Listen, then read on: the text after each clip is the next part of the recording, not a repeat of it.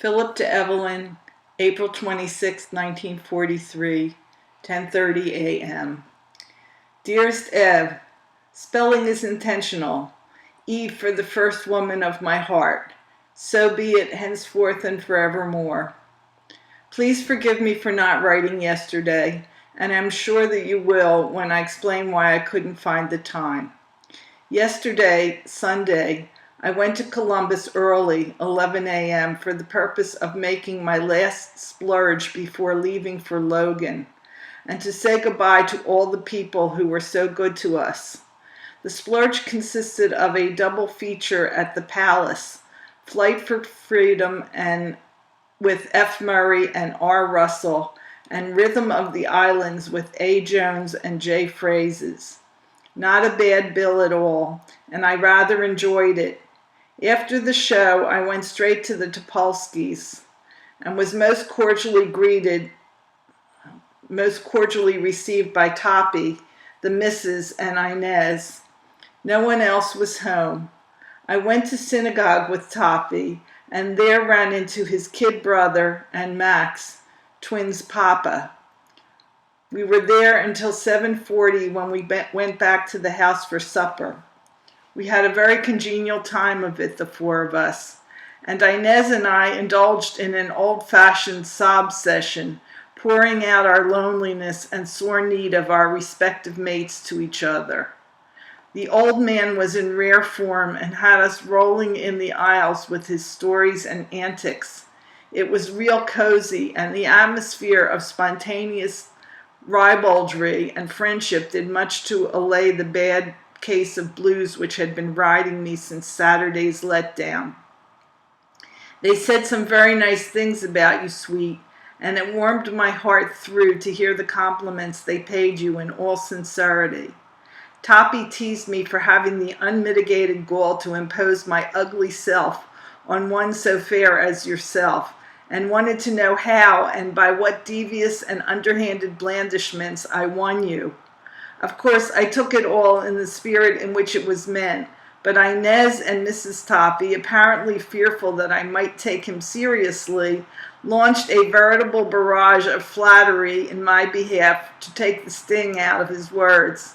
All in all, it was a very satisfying, very edifying performance, and I, rather than spoil it by horning in, played the part of the disinterested spectator and literally wallowed in reflected glory. I wish you could have been there. They all sent their best and urged me to keep in touch with them. I think they would welcome a letter from you, honey, and it would please me no. Page 2, and if you could manage it. They were jealous because you wrote to Mrs. Bennis and saw fit only to send regards to them. Their utter loneliness is heartrending, and it would be no less than an act of charity to write to them. Unfortunately, the Bennises were out of town and I didn't get to see them. I'll call today. While I was at it, I called Mrs. Schechter, who turned out to be a close friend of Inez, and said goodbye. Then I stopped in to see Max and Sylvia and the twins. They also send their best. Max reminds me strangely of Sid Brown, not so much in looks as in personality. They are a very nice couple and well worth cultivating if you have the time. I learned from the Topolskis that Stuart, maybe your version of the spelling is right, I don't know which he uses, received your gift, and they seem to think that our generosity was uncalled for. I told them it was the least we could do in the way of reciprocating their kindness to us. It is only fair to warn you that Mrs. Bennis made it known that she intends to return the gift with interest to Adele on the occasion of her first birthday. I, for one, think such commendable intentions should be rewarded with an occasional letter. Don't you, sweet? More after lunch. After lunch. Well, Chippy, I got your letter, and a nice cheery one it is. Thanks a million. In the way of reward, I'll offer you a bit of news that may be as gratifying to you as it was to me. Nobody took the trouble to tell me whether or not I was to accompany the company when they left for maneuvers. So I took the bull by the horns and asked Lieutenant Benner about it. His answer was a very definite, "You stay here." Now, if the CO doesn't dispute it, I'm scheduled to be here at Lockburn yet a while. What do you think of that for luck? Glad to hear that Yale got the promotion. That's the one that counts, especially for a married man. Especially for a married man living with his wife on post. I don't suppose you received an answer from Shirley yet. I'm anxious to know how Yale is getting along. Oh yes, I almost forgot to thank you for enclosing Sid's letter. I don't doubt it's a swell letter, but whatever made him write it in invisible ink on invisible paper? I've heard and read much of the wonders and mysteries of Egypt, but I was never really convinced of their existence until I received this truly remarkable letter. I do so wish I knew what it says. Page 3. Of course, that you were able to read it since you were clever enough to enclose it. I must be pretty thick. I can't even feel it. The pumpkin certainly is learning fast. If her cuteness and cleverness keep advancing at the present rate, she might even approach the degree of both attained by her mommy in about 21 years. If so, I shall be as immeasurably proud of her as I am of you, sweetheart. The weather continues beautiful, and with all this sweetness and beauty around and about me, how in the world can I help being reminded of the girl who was the ultimate design in both these respects? When I contemplate the landscape, blessed with the long-awaited arrival of spring and mellowed by its caress, as lovers are mellowed by tender whispers of adoration, I feel that I am viewing a vista painted by a master who was so absorbed in capturing the glory of this wedding of the earth and the sun that he forgot completely to paint in the subject. I look in vain for a lithe figure, smiling for the sheer joy of living and loving, and proud of the vari-colored costume set off by the exclamation points of her bright red slippers, shoulder bag, and saucy hat with a tall red feather which fairly danced with vanity. A graceful, happy figure, confident of her power to attract by her sparkling aliveness the exclusive attention of any mortal who chanced to glance her way, confident that such attention, once captured, would not be swerved nor even divided by the still glory of the backdrop, painted in all the glorious color of spring. A creature born of love, eager for love, and delighted in her realization of love. The only subject I can justify against so lavish a background. My Eve. I look for her in vain, and my heart bleeds for so much wasted beauty. Spring for me is a temptress, beautiful, exciting, altogether desirable, but alas, without the beating heart to give it life, without the life to make her live, for your Phil. P.S. Love to all who are fortunate that for them the picture is complete. Letter from Stuart Bennis to Evelyn Strongen, dated April 27, 1943. Dear Mrs. Strongen, I wish to thank you for the lovely card and gift you sent me. How is your little baby? I bet she's a big girl now. Anytime you come to Columbus, you're welcome to stay at our home. Thank you again. Sincerely, Stuart. Philip to Evelyn, Tuesday, April 27, 1943, 2:30 p.m. Darling Chippy, received your Sunday letter, but I'd be lying if I said I enjoyed reading it. How can I enjoy reading a letter as depressing as this one was, with every line bespeaking your weariness and loneliness and discontent? None of us has an easy time of it, sweet, but we try to hide our discontent as far as we are able. Receiving a letter such as this one is very discouraging, and I feel that my words of encouragement and hope and my pleas to you to be strong and have faith are all wasted. Maybe you think that I was speaking to hear myself talk, or writing to see how all the pretty phrases would look in print.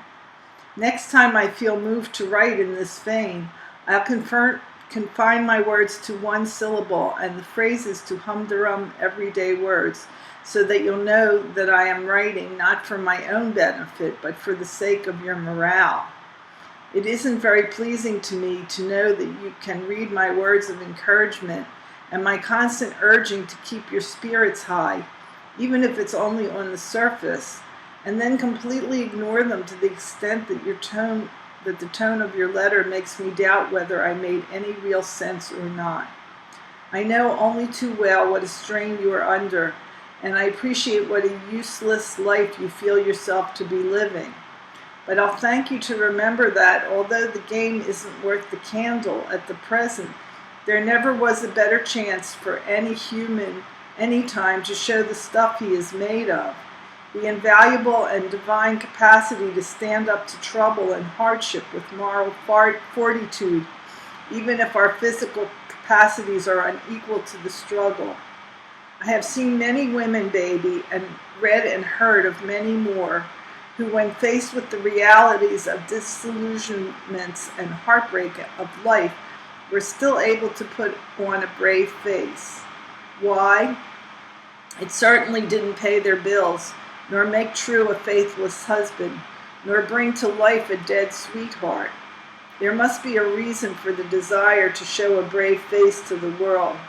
What prompts that desire, and from what reservoirs of strength is the will to make it possible drawn? I'll tell you, baby, and I'll expect no less from you. Remember these 2 words, sweet, for they are the qualities that are the basis for man's thinking and inspiration for his deeds. Page 2. Led with these qualities are, and I've said it before, 1. Pride, 2. Self-respect. The wolf howls his lust to the moon because he lacks the former, and the pig wallows in filth because he has no conception of the latter.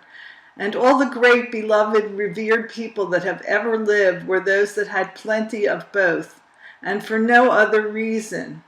If this seems too sweeping a statement, call me to task and I'll prove it to you. If only by some means, words having failed, I could convince your own practical mind of the concrete worth of a brave face, I would be very happy. But the only medium I have at my command, words, has failed to convince you, and believe me, sweet, I'm very unhappy about it. Your letter today was proof that I had failed in my intent, and no one likes to fail at anything, let alone anything as all-important to your state of mind, and hence your health, as the need for being brave in this time of adversity. I am not blind to the probability that you are fed up on my constant preaching, but my sense of values tells me that words intended to bolster your morale are infinitely more important than what kind of weather we're having in Ohio, or what picture I saw last night, or what I am doing at work. And as long as you give me evidence of the need for such preaching, so long shall I feel it my duty to you to preach. I sincerely hope for both our sakes that you will take all of this to heart and prove to me that my words do carry some weight with you. Please don't make me say it all again, because believe it or not, honey, I have other more interesting things to write about, if you'll let me. But you know me, first things first.